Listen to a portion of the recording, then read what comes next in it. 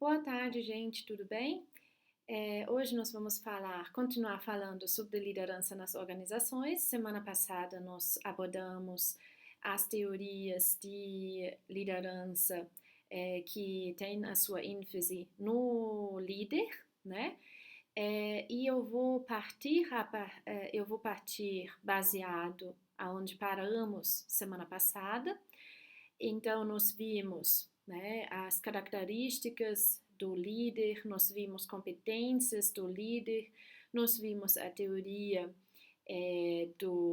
da Universidade de Ohio, que estava falando sobre orientação do líder, né, em relação a tarefas e às pessoas. Então, nós vamos hoje abordar a liderança com ênfase no contexto, né, primeiramente. E aí eu tinha pedido para vocês, na última aula, de que vocês fossem assistir o TED Talk, a fala, né, no TED, do Ricardo Semler, que é um empresário brasileiro, e que nesse vídeo, por acaso, vai falar em inglês, mas tem subtítulo em português, e ele vai trazendo um pouco o repensar, né, da liderança, da gestão de pessoas dentro da empresa em que ele atua. Então, vamos iniciar, né, retomando algumas das ideias ou colocações aí que o Ricardo Semler vai nos trazer, que é esse vídeo, né, aqui que eu coloquei para vocês no slide, mas também tem um link aqui embaixo do vídeo para quem for precisar, né, de verificar aí no YouTube depois. E eu queria, então, falar um pouco sobre os pontos principais desse vídeo, só para lembrá-los, e direcioná-los um pouco a respeito, né, da discussão que ele traz.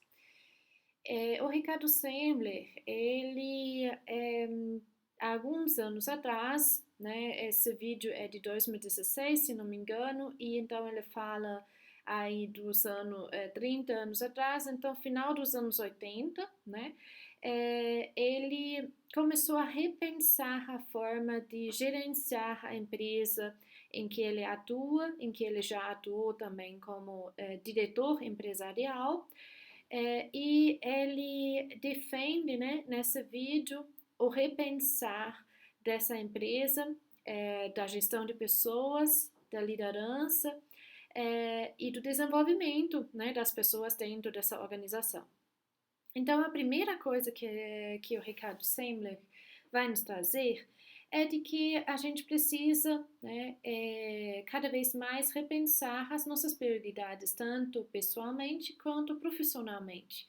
E ele traz isso através de uma analogia que ele chama os dias finais. Né? Geralmente, né, nós vivemos um dia após o outro e muitas vezes quando nós temos tempo, nós não temos dinheiro, e quando nós temos dinheiro, nós não temos tempo, né? E ele fala, né, de que muitas vezes essas prioridades se mudam quando as pessoas recebem um diagnóstico de uma doença grave, né? Como é o caso de um câncer, né? Então, a pessoa começa a pensar, quando ela recebe um diagnóstico, como que então ela vai vivenciar o tempo que resta a essa pessoa, né? Ou então como que ela vai mudar, né, a sua relação com a sua qualidade de vida, né? E então ele usa essa analogia dos dias finais, né? Traz de que então ele definiu 2 dias durante a sua semana que ele vai viver ou iria viver, né?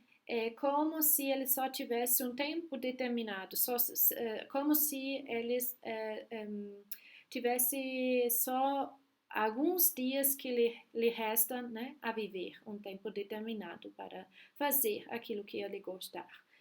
E então, a partir, né, desse pensamento, ele também vai começar a repensar a forma que nós pensamos as organizações, né? Ao invés de nós pensamos, né, ou priorizamos muito, né, as questões formais dentro de uma organização, como a roupa com que a pessoa vai chegar ao trabalho, como é a forma que ela deve se comportar, o que é esperado em determinada idade, o que é esperado para as carreiras de início, de passagem de carreira até o término da carreira, né? Para tudo isso, tem expectativas, né? Expectativas que são as nossas próprias, expectativas que vêm da sociedade, mas então, será que através de uma gestão diferenciada, né, nós podemos, né, mudar esse quadro? E aí, então, ele faz a proposta de, de, de reduzir, né, esse pensar nessas formalidades. E, então, verificar o que então resta aí dentro de uma organização de essencial, que não seja ligado a essas questões aí que eu chamaria de formalidades, né? Então, é, implementado isso, ele começa a implementar também uma quarta-feira que se baseia nessa ideia, né, dos pensamentos, dos dias finais, né? E então, nas quartas-feiras, por uma redução de jornada ou salário, né, de 10%, as pessoas possam então investir a quarta-feira em algo que eles gostariam de fazer. Então, fazer trilha, aprender um novo instrumento, aprender uma nova língua, o que for que traria prazer e que geralmente essa pessoa não faria porque na quarta-feira ela estaria trabalhando, né? E visto que isso funciona, ela começa a repensar o horário e o local de trabalho. Será que eu preciso um horário fixo para que o trabalho que está sendo atribuído a uma pessoa está sendo desenvolvido? Será que eu preciso um local em que esse trabalho está sendo desenvolvido? Será que eu preciso um prédio, né, em que cada um vai sentar na sua escrivaninha? Ou eu posso ter várias localidades que às vezes estejam mais perto da casa de uma pessoa, né?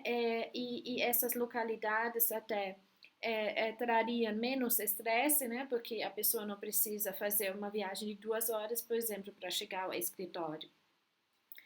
E a partir disso começa também a repensar mais uma vez a gestão de pessoas, né? A forma de contratar as pessoas e a forma das pessoas sendo atraído para a organização.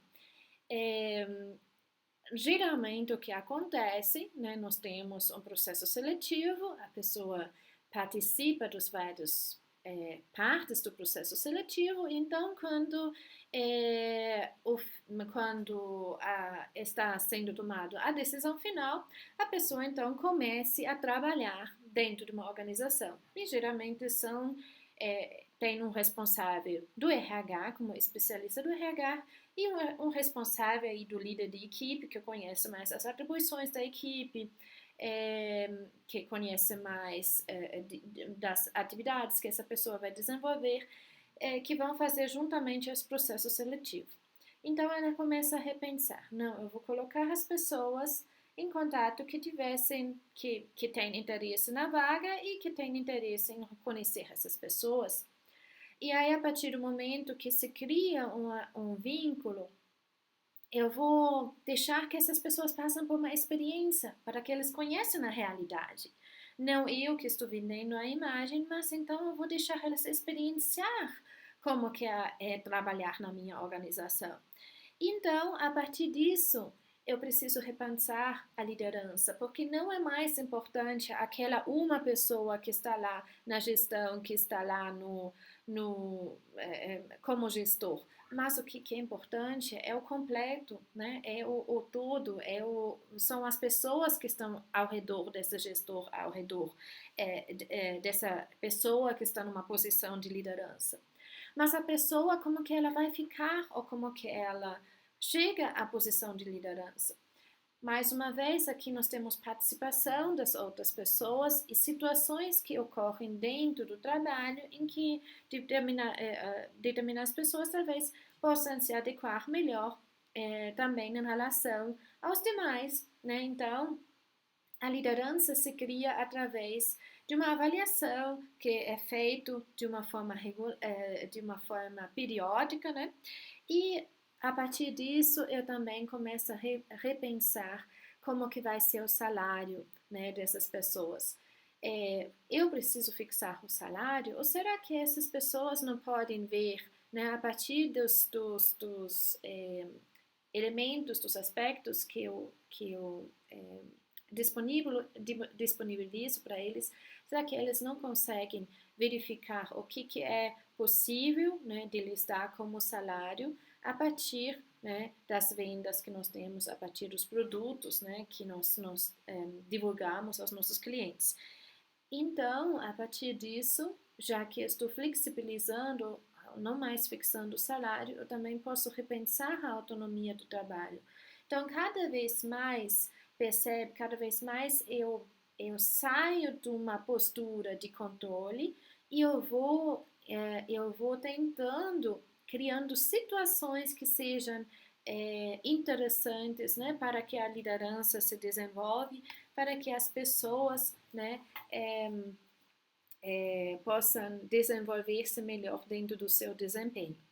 E então, essa fala do Ricardo Semler, ela é muito relacionada às teorias que são centradas na situação. Uma das teorias muito conhecidas, e vocês vão talvez perceber que ela se relaciona um pouco, né, com os princípios da psicologia de aprendizagem, é a teoria da contingência. O que seriam contingências, né, dentro de uma organização? Bom, dentro de uma organização nós temos resultados positivos e negativos ao depender, né, do comportamento das pessoas e do comportamento das pessoas em conjunto. Então, as situações e os comportamentos em conjunto podem criar consequências positivas ou negativas.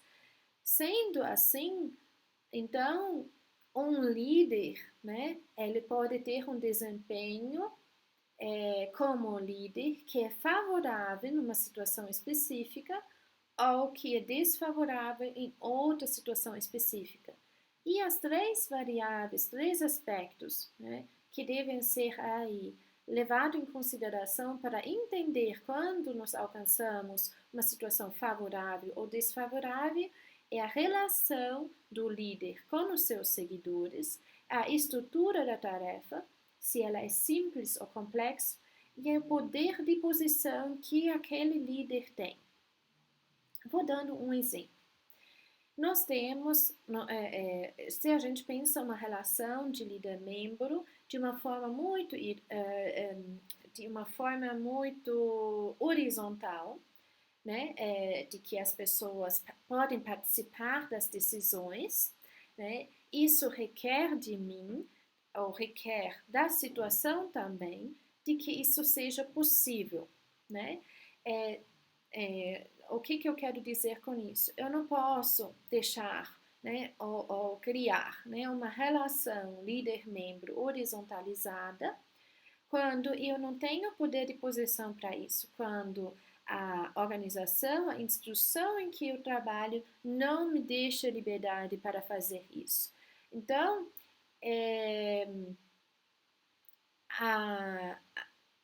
essa participação, né, essa tomada de decisão em conjunto, essa liderança mais relacional, ela depende, né, a eficácia dessa liderança, ela depende do poder da posição que a pessoa tem, poder de decisão, poder de posição, né? Mas também depende da estrutura da tarefa. Olha, se a tarefa for muito complexa, às vezes é importante que nós tenhamos algumas padrões para algumas normas, regras, né, para indicar de como que essa tarefa idealmente deveria ser feita.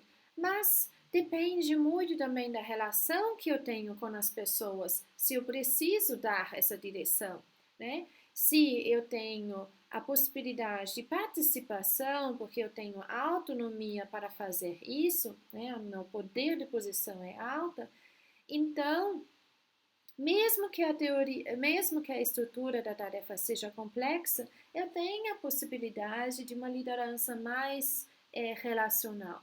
Se o meu poder de posição está baixo e a tarefa está simples, provavelmente, né, a minha liderança mais eficaz nessa situação vai ser de dar vai ser de dar direções e de ter muito pouco orientação às pessoas, senão orientação à tarefa que precisa ser executada. Tudo bem? A partir dessa teoria de contingência se desenvolve, né, uma teoria que se chama teoria trilha-meta, o caminho, né, trilha-caminho, caminho-meta, caminho-objetivo. Tem vários nominações dessa teoria, né? O que acontece dentro dessa teoria? Vocês lembram que nós falamos sobre uma teoria de motivação que é do Vroom, né? Em que nós temos valência, instrumentalidade e expectância. Valência é o quanto que algum alvo, né, algum resultado é desejado. A expectância é a expectativa que eu tenho, né, de alcançar esse resultado. E a instrumentalidade são os meios pelos quais eu creio que eu vou alcançar aí essa meta, esse objetivo, certo? Então, essa teoria do House, que o House propôs nos anos 70, ela supõe de que determinados liderados específicos, né, se combinam ou são associados, né, não, na verdade, os comportamentos dos líderes, né, são associados a características dos membros da equipe e a características da tarefa. É uma extensão, né, de certa forma, aí da teoria de contingência. A ideia aqui nessa teoria da trilha meta, né, é de que o líder ele reconhece, né, essa necessidade dos liderados que esses liderados têm e que ele consegue juntamente a eles, né, tentar, né, ou traçar, né, as metas e os caminhos pelos quais esses liderados vão esses liderados vão percorrer para alcançar essas metas, né? Então, por exemplo, para um membro de equipe que é mais dogmático, é mais sistemático, né? E que acredita que o sucesso, né, das suas tarefas sempre depende de algo que é externo a ele, que é a essência do locus de controle externo, e nós acreditamos que o nosso desempenho, o nosso sucesso, ele depende de terceiros, depende de Deus, depende do destino. Isso é a essência do locus de controle externo, né? E quando as pessoas e ao mesmo tempo, essas pessoas que precisam, que têm necessidade, né, que são mais dogmáticos e possuem um locus de controle externo, quando eles enfrentam, né, uma tarefa que é pouco estruturada e complexa, que não dá para, que não é previsível, né, que elas precisam, então, uma pessoa, um líder, que é mais diretiva, que possa dar estrutura a eles, porque é isso que eles necessitam. Já uma pessoa, por outro lado, um membro que é autônomo, né, que tem a necessidade de ter controle e clareza sobre ele, o que ele faz, né, nessa mesma situação precisaria de uma liderança participativa, porque ele tem necessidade de se colocar. Né? Uma pessoa, já por outro lado, né, em relação também a controle dela, a necessidade de desafio, né, que valoriza a excelência, que busca alcançar expectativas assim mais altas, que gosta de uma tarefa que é desafiadora, complexa, ela precisa um líder que meio que impulsiona essa pessoa, né? Para que ela possa alcançar cada vez resultados maiores, para que ela possa se realizar no seu trabalho. Então, a ideia aqui dessa teoria de trilha-meta é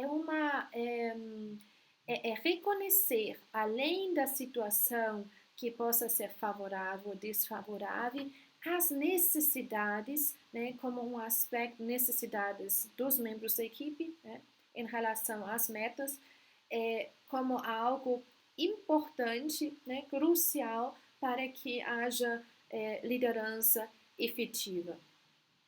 E a última teoria aí das teorias de liderança centrado na situação são os substitutos de liderança.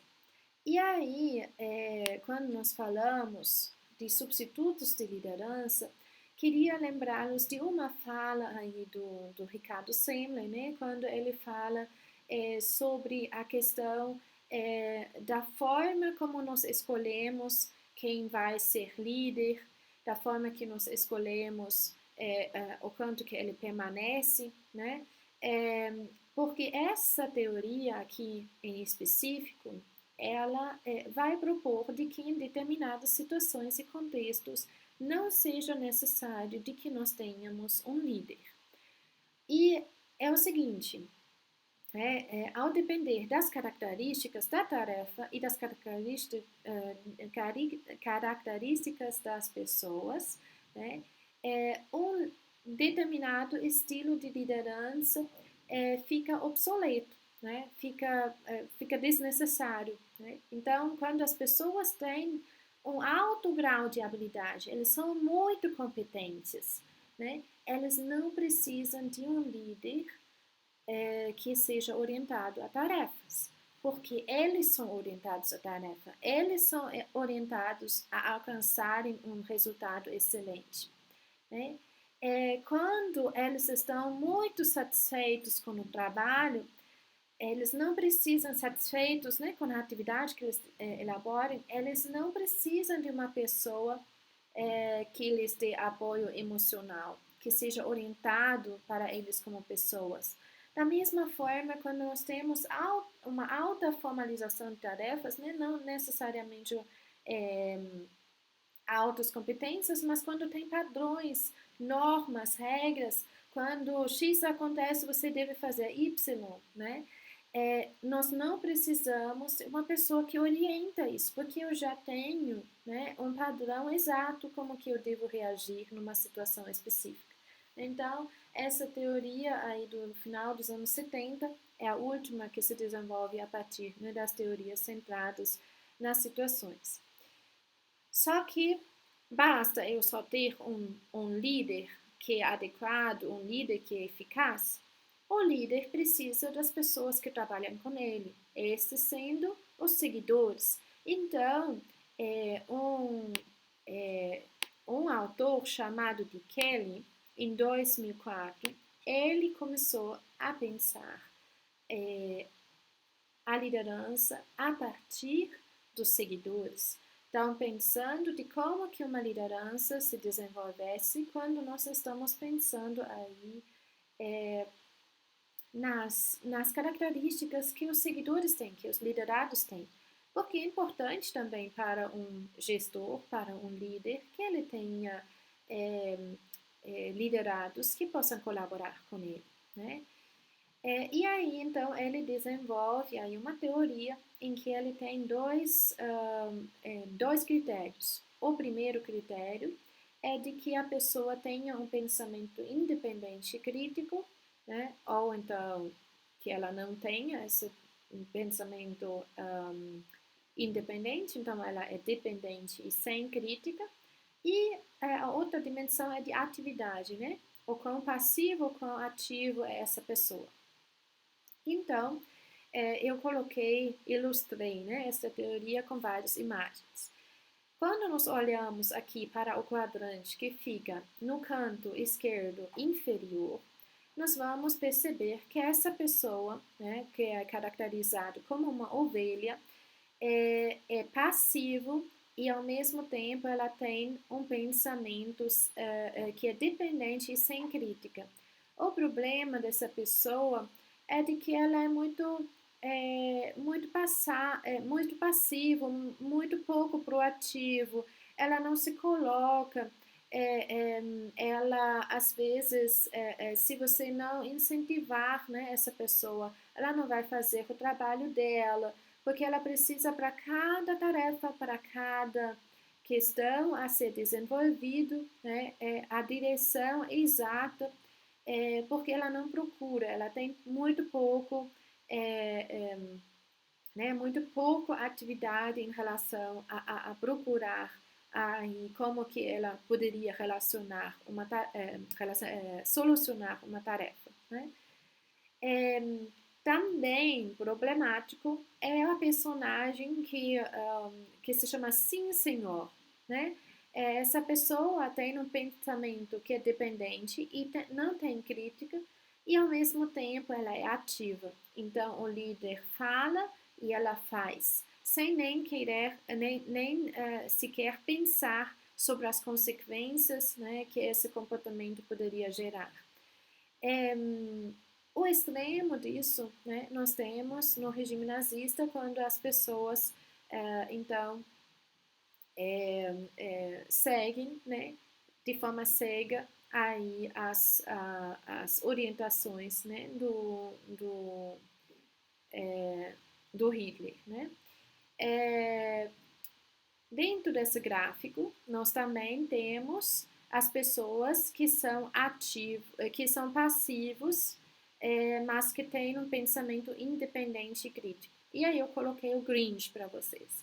O Grinch como personificação é da pessoa que fica toda hora reclamando, mas que ela na verdade não tem nenhuma proposta de como que poderia melhorar, porque ela é passiva. Ela não está trazendo nenhuma contribuição a não ser negatividade, e o problema disso, né, é o alinhado, o problema disso é que ela, ao se caracterizar como uma pessoa alinhada, né, ela pode contaminar as outras pessoas, né, com esse pensamento crítico, com essa forma, né, de se posicionar em relação às propostas que são feitas.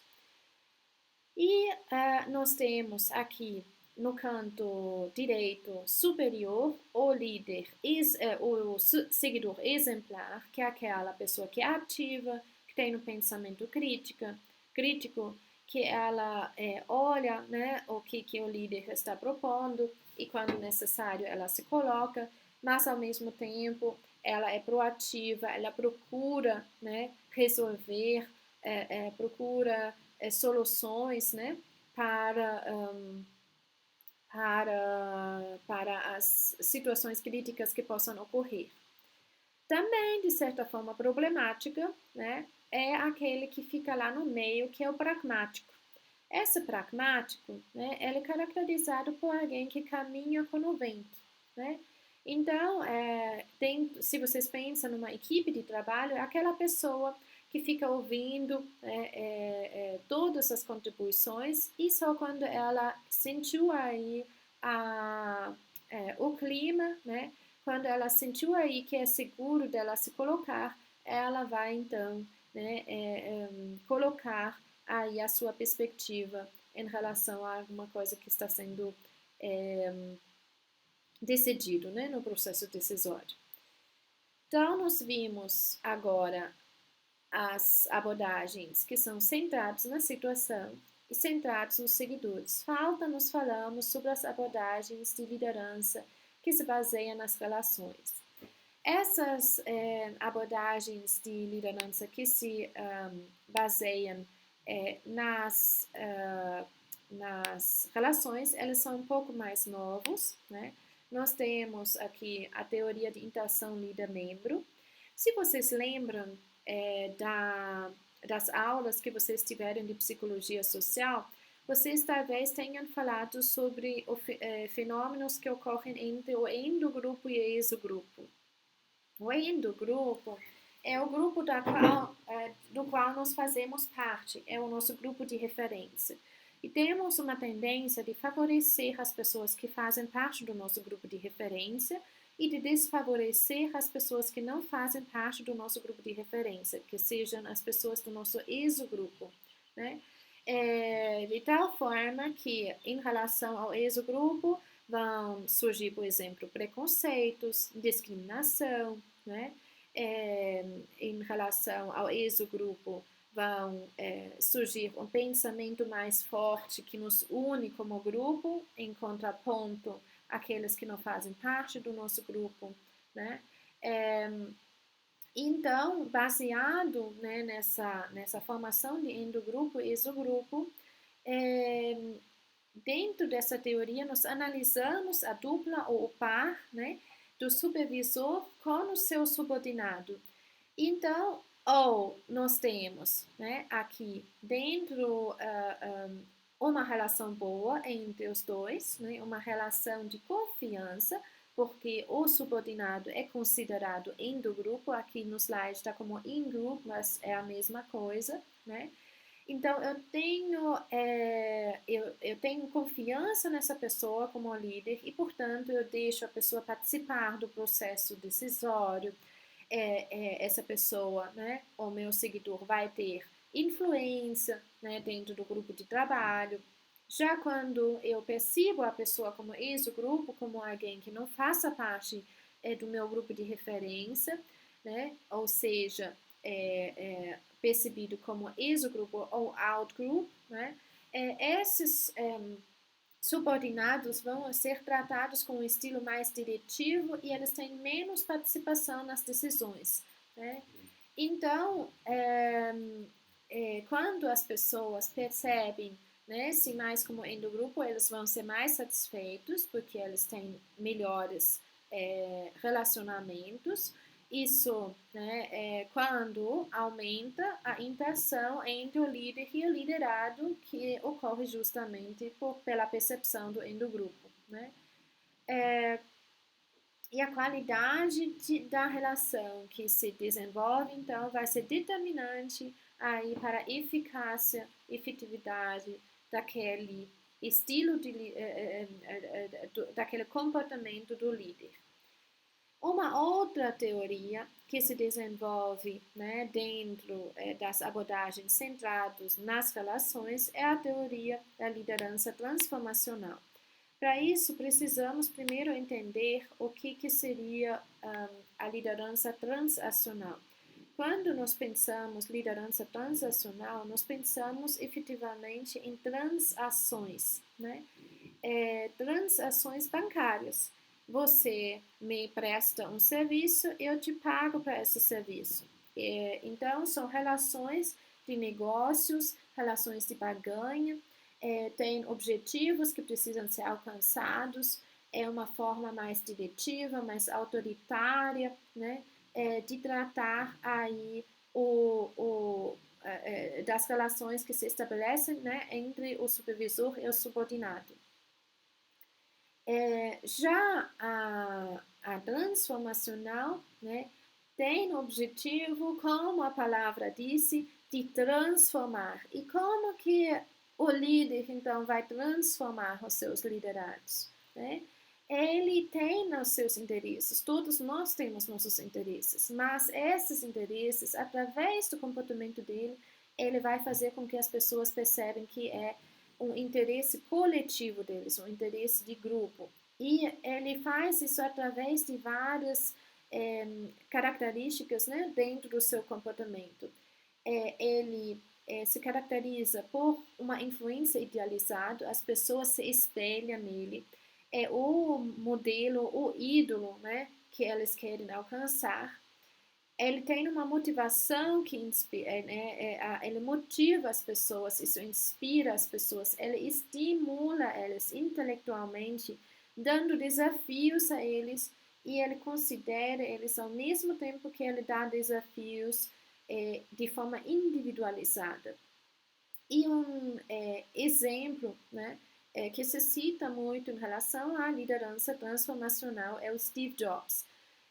Inclusive, né, liderança transformacional não significa, né, de que em todo momento a relação, né, entre o líder e o liderado vai ser positivo.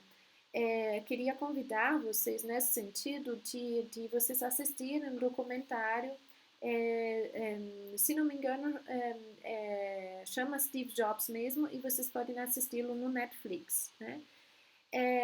O que nós encontramos é de que a liderança transformacional ela tem relação positiva com satisfação no trabalho, com comprometimento, com cidadania organizacional. Então, a pessoa vai além daquilo que ela precisa, menor intenção de deixar o emprego, porque há uma identificação, né, e há uma forma, né, um estímulo ao crescimento dessa pessoa. A última liderança e que traz um pouco, né, teoria de liderança, que traz um pouco de confusão em relação à transformacional, é a liderança carismática. Tem alguns autores que vão defender que é a mesma coisa, liderança carismática e liderança transformacional. Eu vou, de acordo também com o livro e de acordo, né, com meus estudos, defender que não é a mesma coisa, e eu vou tentar, né, fazer com que vocês vão entender as diferenças entre os dois. Na transformacional, nós temos 4 aspectos, né, que vão caracterizar a liderança, o comportamento do líder, que é a influência idealizada, né? As pessoas se espelham na pessoa. Nós temos uma motivação inspiracional, a estimulação intelectual e a consideração individual.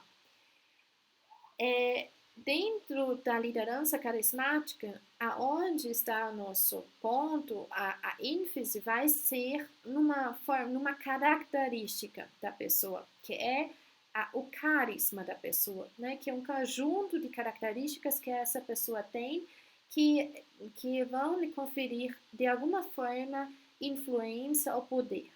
Isso poderíamos, né, relacionar a influência idealizada. O carisma faz com que nós temos desejo, né, de nos espelhar numa pessoa. Porém, né, entende-se aqui de que não é assim, dentro da teoria da liderança carismática, de que o carisma não está sendo causado pela pessoa, mas por resultado, né, em relação a 3 aspectos em torno dessa pessoa. E isso diferencia ela, né, essa liderança carismática, da liderança transformacional. Ele tem comportamentos carismáticos, que é a influência idealizada, mas os seguidores são abertos, suscetíveis a esse carisma, e isso se dá muitas vezes num contexto histórico propício. Então, eu coloquei aqui como exemplo para vocês o Gandhi, né? O Gandhi, como um líder carismático, surgiu, né, numa luta, né, pela independência da Índia, da Inglaterra, né? Na verdade, não da Inglaterra, mas do Reino Unido, né? E as pessoas que estavam, né, na volta dele, eles estavam então suscetíveis às características, às falas, à colocação do Gandhi, porque houve um contexto histórico propício, né, que era o desejo, né, das pessoas de se tornarem independentes, de não ser mais oprimido, né, por um poder de um país, de um continente, de um governo externo à sua própria gente, né? Então, o que acontece aqui que o momento histórico é propício, as pessoas já estão incomodadas, né, com a presença aí do Reino Unido, no caso. Eles estão, então, abertos a uma fala que lhes traria, né, oportunidade de libertação, que é junto a um carisma, a comportamentos, né, específicos, especiais desse líder, que é o Gandhi, no caso, né, e que faz com que eles, então, são atraídos e que vão seguir, né, esse líder. As lideranças transformacionais, eles são também carismáticos. É por isso que eu falei do ponto da influência idealizada, né? E nós podíamos também identificar aqui dentro, né, da liderança carismática o ponto da motivação inspiracional, né? As pessoas se inspiram, eles querem aderir ao movimento, né? No caso do Gandhi, né? Eles querem aderir a um movimento no qual eles se inspiram, né? O movimento para a sua própria libertação. Agora, a estimulação intelectual e a consideração individual muitas vezes não acontece quando nós estamos falando, né, da liderança carismática.